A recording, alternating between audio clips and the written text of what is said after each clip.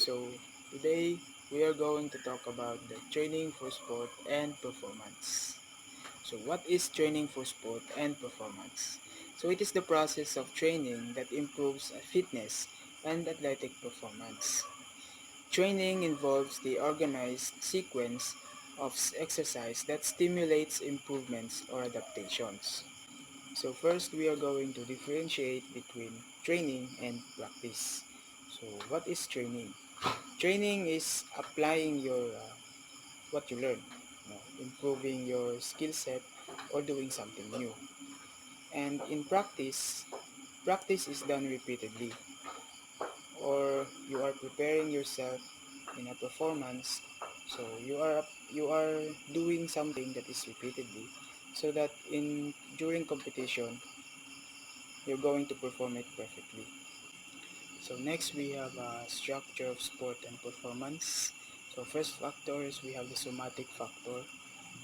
So somatic factor is your body composition, your internal environment, just like a cardiovascular system, your neural system, and your respiratory system. So next is technique factor. No? Technique factor is your ability to learn new movement, just like your in your practice, in your training, acquiring those skills, acquiring those knowledge from your training is you're going to apply that in your competition.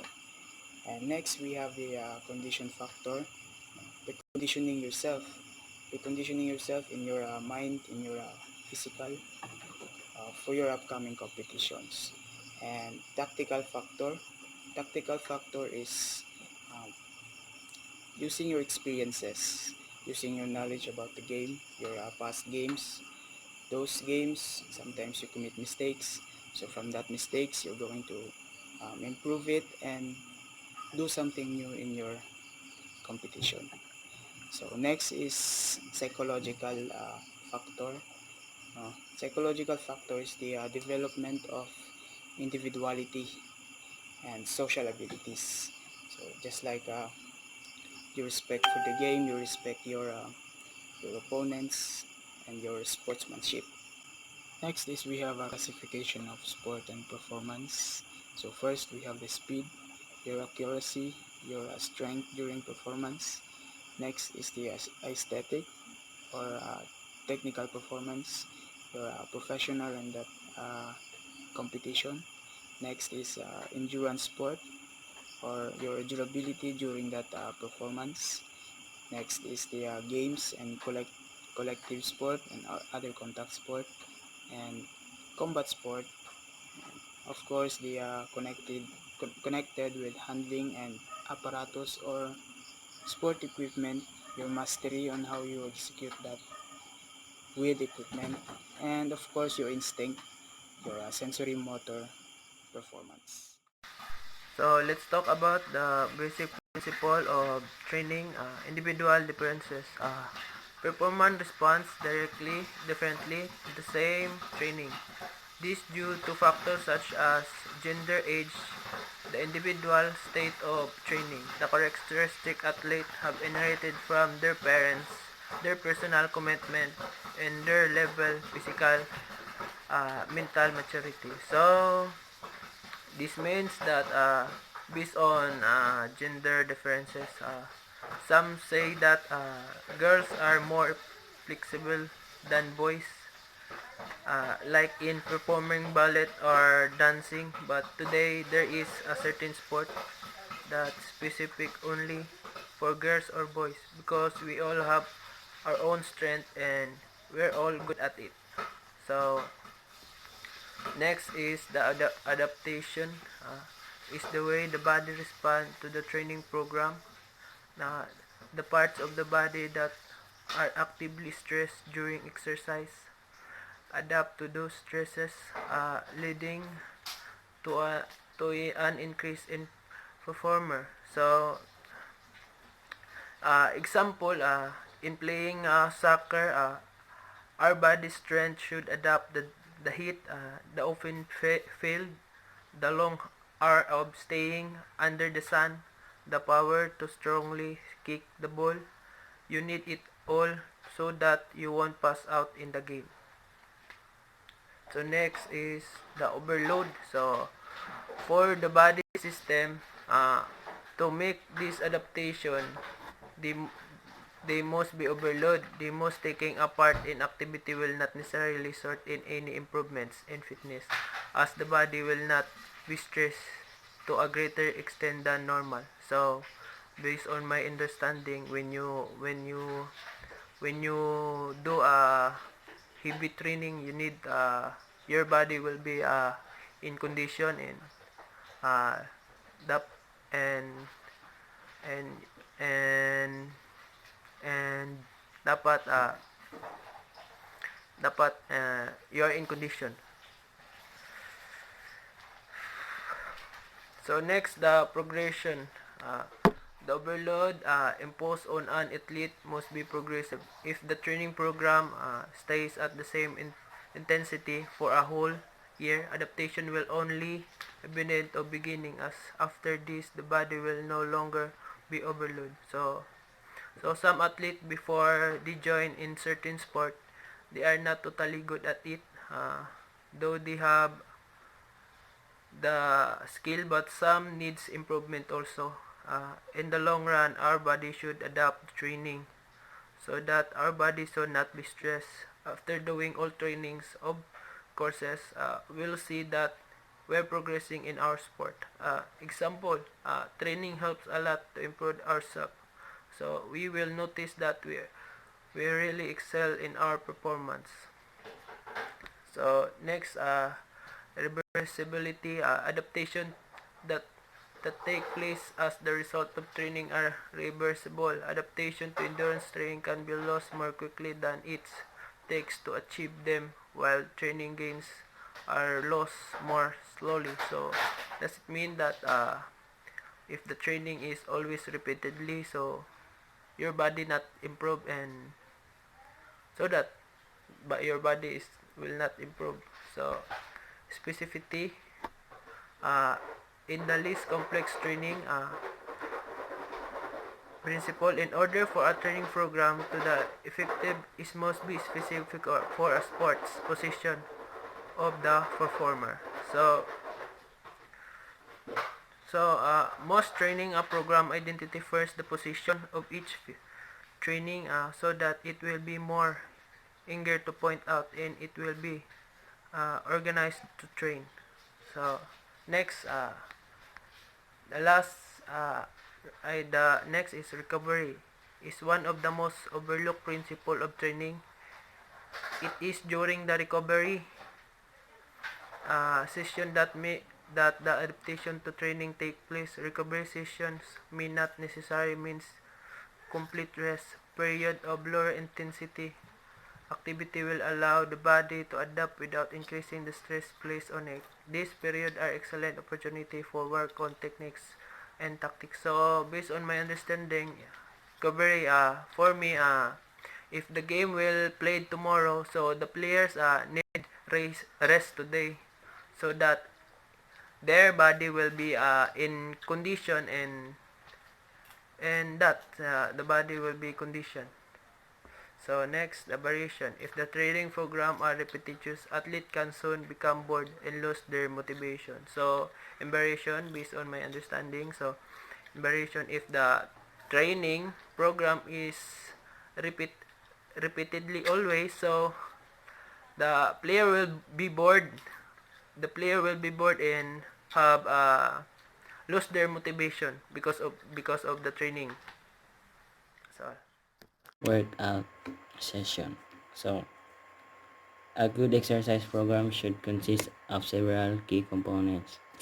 This includes flexibility training, kanang mag-stretch sa imong mga body para kung magdula dili kayo magrabihan o layo sa kanang disgrasya or injury.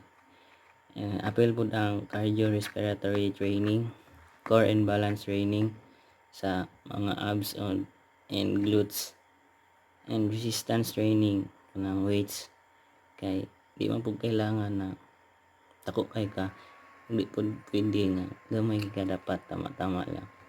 So each of these components provides different benefits to our overall fitness program. So importante kini siya sa sa mga athletes, kay dili man pwede mag ditsog dula kung kaning walay tarong workout session. So FITT stands for frequency, which how often you exercise, kung kanusa lang ka mag-exercise. Intensity, which is how hard you exercise, kung unsa ka porsigido mag-exercise. Which is how long time, which is how long session lasts and what time of a day you exercise. So kani kailangan jud po natog time, kay para dili ma-pass out tong lawas, kung kanusa ta magsugod o kanusa pud ta taman. So the last is type, which is what activities you do, kung unsa lang pud ang kaya sa tong lawas buhaton na type of activities. So these four: frequency, intensity, time, and type. So these are the four elements you need to think about to create workouts that fit your goals and fitness level. So kailangan dyan po natog ka ng sukod, no, kay mao ganito, dili pwede pasubraan kay luoy po kaya tong lawas. Energy system refers to the specific mechanism in which energy is produced and used by your body. Like most mammals, you generate energy via three systems: phosphagen, ATPPC, glycolytic, and oxidative. All three energy systems are engaged during all forms of physical activity. So, ATPCP energy system is a high intensity or short duration burst. Glycolytic energy system is a high to medium intensity up tempo.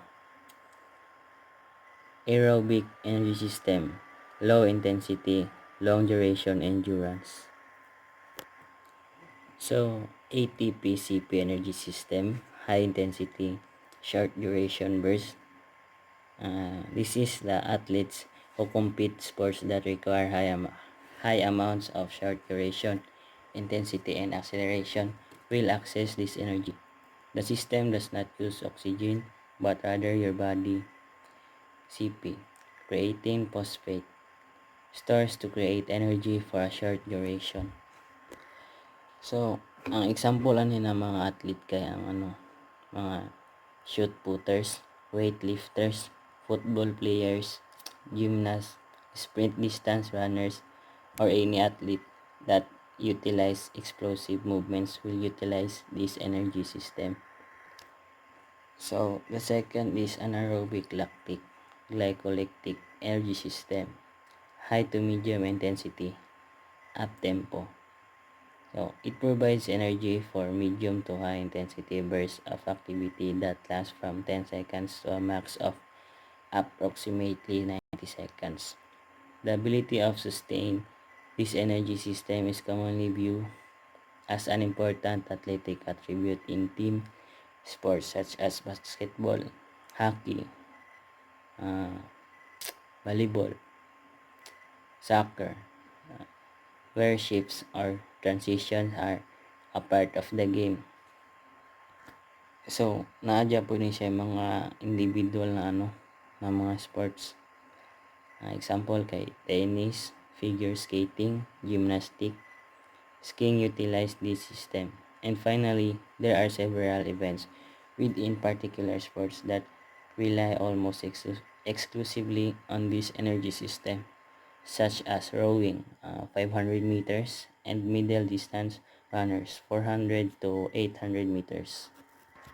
So, aerobic energy system, low intensity, long duration endurance. The aerobic system provides energy for low to medium intensity activities that last anywhere from 2 minutes to a few hours. Any sports that has repeated shift rallies events of sustained exercise such as a long distance swimming, crew, rowing, and kayaking rely on the aerobic system. Unlike the other two systems, the aerobic system requires oxygen and takes longer to overload that fatigue the system. So, kaning activity kailangan jud og oxygen mag-allows an athlete to prolong the ability to sustain higher intensities before tiring and cramping out. So, kailangan jud mag-work hard. And the last is ATP-PC system. The ATP-PC systems use a stored molecules in the muscles called creatine phosphate to resynthesis. It is breakdown of this molecule that release the energy needed to rejoin the ADP and free phosphate from ATP. This system is anaerobic as it works without oxygen and does not produce any waste duration. High products. So, what sports ATP-PC system? Ay, kung unsang sports ang use ang ATP-PC system. It provides an immediate and intense short burst of energy useful in sports such as kanang magdagan, paspas og dagan, mga 100 meters, powerlifting, kanang arasa-arasa og bugat, maglabay-labay pudog ka ng bangkaw ba. Kasi tao ka na, javelin, guro na. So, mao to. Ang sunod, what is the ATP-PC system use? It lasts for 6 to 10 seconds and is used during maximal power output exercise such as all-out efforts, sprints, jumps, kung mga example no kanina. Mao ni ang pinaka-simple energy production process as it enables a fast muscles contraction. There is also an acidic byproduct which usually causes fatigue. So, moto ko So next is lactic acid system. So what is lactic acid system? So it is a byproduct of when muscles produce energy but without sufficient oxygen availability. So sometimes it is also known as anaerobic glycolysis due to its process of being the same as the aerobic glycolysis, only without oxygen. So as the 10 chemical reactions will occur in the muscle, from carbohydrates it turns into pyruvic acid and the other two molecule of ATP. So the difference now is the lack of oxygen, meaning the carrier of the molecule cannot offload the hydrogen by the product of glycosis, causing build up in the muscle. So lactic acid can cause muscle fatigue. To try to prevent an increase in acidity, the pyruvic acid accepts the hydrogen, forming lactic acid. No. If oxygen was present, the hydrogen would be transported into the mitochondria. So lactic acid, it is thought to interfere with muscle contraction by disrupting the binding of calcium to troponin. Acidity also stimulates free nerves ending within the muscle, causing it to pain. No. This form of energy production in the body can only be predominant for up to 2 minutes. So following anaerobic exercise, despite the metabolic process, use not requiring oxygen. So your body will be in oxygen depth, and so your respiration rate, no, so your breathing will be increased. So let's talk about the aerobic glycolysis. This system requires oxygen and is also known as aerobic glycolysis. The oxygen system provides energy for prolonged physical activity of 2 to 3 minutes or more of low to moderate intensity. Energy is produced in the presence of oxygen, which has been transported from the lungs through the blood and into the mitochondria in the muscle cells. It takes the body 2 to 3 minutes to increase its oxygen consumption from the resting level to a higher level in response to the demands of shorter and more explosive exercise. These systems can create 38 molecules of ATP from one molecule of oxygen. This extra amount is possible because the abundance of oxygen allows more complete breakdown of glucose as pyruvic acid and can be broken down further rather than being converted to lactic acid. For this reason, it is the predominant system used in continuous activity of submaximal intensity such as 1,500 meters swimming, long distance running. So, the intensity of this activity does not exceed 85% of maximal heart rate. So enough oxygen will be present after 2 to 3 minutes to prevent lactic acid from accumulating and glycogen and can be completely broken down. So, any activities that exceed intensity levels of 85% of maximum heart rate promote the accumulation of lactic acid, which result in fatigue. This means that the body cannot sustain activity at this intensity and requires recovery. This is referred to as the anaerobic threshold. Performance improve when athletes can tolerate high levels of lactic acid, which can be achieved through training. Aerobic glycolysis chemical reactions, like all energy systems, are conducted within muscle cells. Aerobic glycolysis, however, occurs within a specialized component of muscle cells called mitochondria. ATP produced in the mitochondria is transferred to myosin's cross-bridge when required to provide the energy for muscular contraction. In addition, adding any activities that exceed intensity levels of 85% of maximal heart rate promote the accumulation of lactic acid, which result in fatigue. So, this activity means that the body cannot sustain activity at this intensity and requires recovery. So, ang lactic acid kay makakos og kakapoy kung mag-exercise tagbanat. So, kailangan dili jud ta pasubrag maayo. This is referred to as the anaerobic threshold. Performance improves when athletes can tolerate high levels of lactic acid, which can be achieved through training. So, ma-achieve nimo ni ang lactic acid kung mag-training kag maayo. Kaya ang lactic acid makakos man na siya kakapoy good. So, that's all.